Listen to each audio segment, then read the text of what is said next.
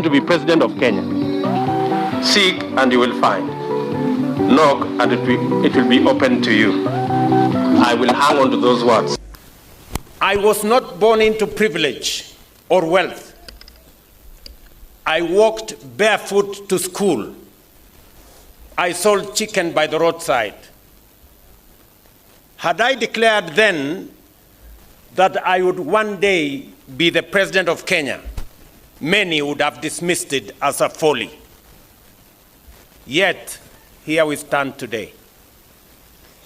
Kabla awe rais wa nchi ya Kenya, kabla ya msafara, bodyguards na ikulu, Rais William Ruto alikuwa mtoto wa familia maskini sana. Hakuwa na jibu kubwa, hakuwa na legacy ya kifalme. Lakini leo ndiye rais wa 5 wa Jamhuri ya Kenya. Swali ni moja tu, aliwezaje?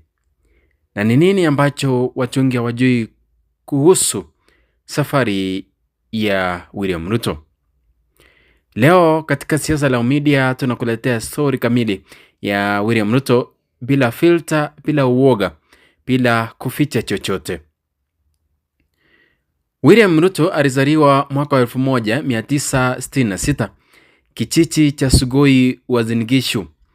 Alitoka katika familia ya kawaida sana. Hakukuwa na utajiri, hakukuwa na kila ambacho tunakita connections. Mara nyingi amesimulia mwenyewe kuwa aliuza kuku kando ya barabara kusaidia familia yao. Na wengine wakaweza kumcheka, wengine wakamshangaa. Lakini ukweli ni huu: Ruto alikulia mazingira ya struggle.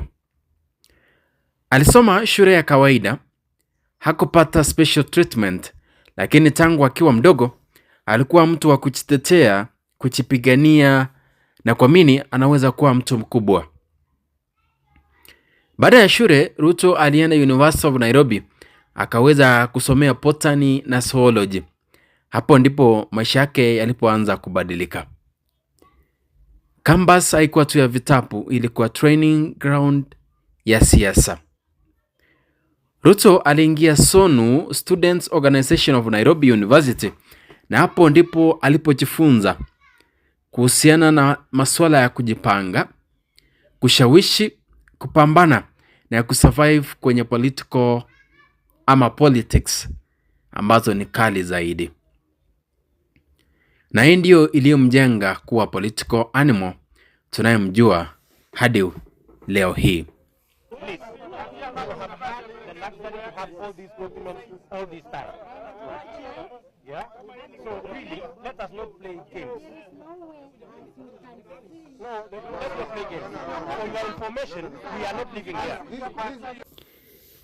Miaka ya 90 Kenya ilikuwa chini ya Daniel Arap Moi. Ruto akaingia chama cha KANU. Hapa ndipo wengi wanasema huyu kijana alijua kucheza game mapema. Alipanda kwa haraka sana. I feel I have a duty to the people who have sent me here, and I believe I will do everything possible within my ability to make sure that I represent them well. I speak on their behalf without fear of him, and that's exactly, I will go out of my way to make sure that I speak on their behalf.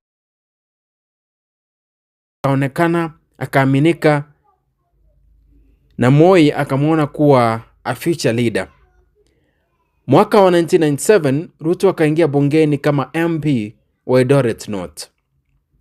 From hapo hakuweza kurudi nyuma, bali Ruto alifocus ile kujijenga kisiasa kwa miaka ijayo, ambayo sasa ni miaka tunayoizungumzia. Kadri Ruto alivyopanda ndivyo maadui walipozidi kuongezeka. Kulikuwa na mashtaka ya ufisadi, vita za ndani ya KANU na tuhuma za kisiasa. Lakini Ruto alikuwa na silaha moja tu, na silaha iliyo kubwa zaidi. Hakuwahi kukimbia vita, bali alipambana navyo. An innocent person like me to be dragged all the way here, really, is a matter that baffles me. Alipoona KANU inaanguka, akafanya move ya kushangaza zaidi. Akaungana na Raila Amolo Odinga, wakaweza kukitengeneza chama ambacho hadi sasa kinafahamika kama ODM. Na hapo ndipo story na historia ya William Ruto ilipoanza kubadilika tena.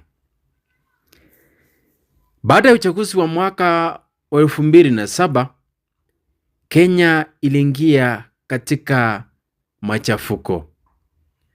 Kulikuwepo na vifo, machafuko, ulimwengu mzima ukaangalia. Na Ruto alikuwa kipaumbele kwa wale ambao waliweza kutajwa katika mahakama kuu ya ICC. Hii ilikuwa the darkest moment ya maisha ya Rais William Ruto. Hapa alikuwa tayari ashaitwa criminal. Anahukumiwa kabla ya kesi na anazuiwa kimataifa. Lakini hapa ndipo supporters wake wakasema huyu mtu hakufunjika. Aliendelea kusafiri Kenya nzima. Aliendelea kuhubiri, aliendelea kujenga base. Kesi zikaanguka, lakini siasa zikawa zimebadilika milele. Mwaka 2013 Ruto akafanya move nyingine ya kihistoria. Akaungana na kijana wa rais wa kwanza wa nchi ya Kenya, Uhuru Kenyatta. Nakumbuka mtazamaji, walikuwa wanakabiliwa pamoja na kesi pale ICC. Lakini tukawaambia Wakenya na akawaambia Wakenya waweze kuungana na wakashinda. Ruto akawa naibu wa rais kwa miaka 10 chini ya serikali ya Jubilee. Lakini nyuma ya pasia kulikuwa na vita vya ndani, power struggles na heshima iliyopungua polepole.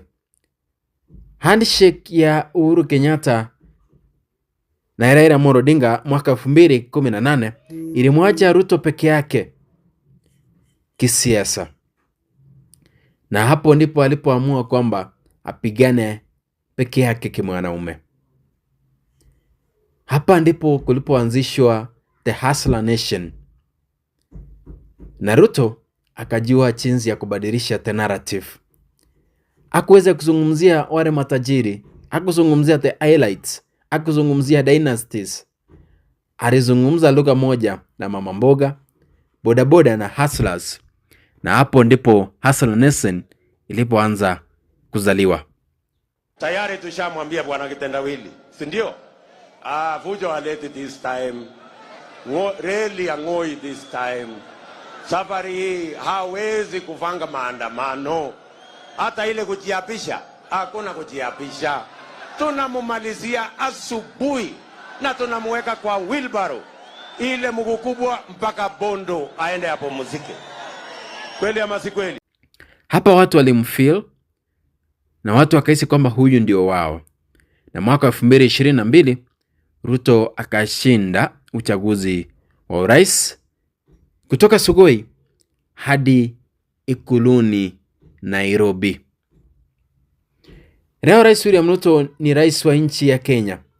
Wengine wanampenda, wengine wanamchukia.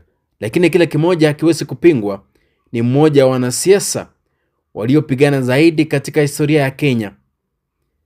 Ni wale wanasiasa ambao walijipigania kutoka familia ambazo hazingejiweza, familia ambazo hazikuwa na jina, na kisha baadaye akaweza kujenga jina la kibinafsi na kuwa rais wa 5 wa nchi ya Kenya. Na anawania tena mwaka 2027 na anatumai kwamba tena atapata ushindi ili aweze kuwa kiongozi wa miaka 10. Lakini swali ambalo litaweza kubaki, je, atatimiza ndoto za hustlers? Au historia itamhukumu kitofauti? Hiyo ni historia na story ya siku sichazo. Hii imekuwa Siasa Leo Media. Kama umependa story hii, like, subscribe na uweze kucomment, je, Ruto ni hustler wa kweli ama ni political genius? Asante kwa kujiunga nasi, hili wakati mwingine tupatane kwa historia ingine ya viongozi shubafu.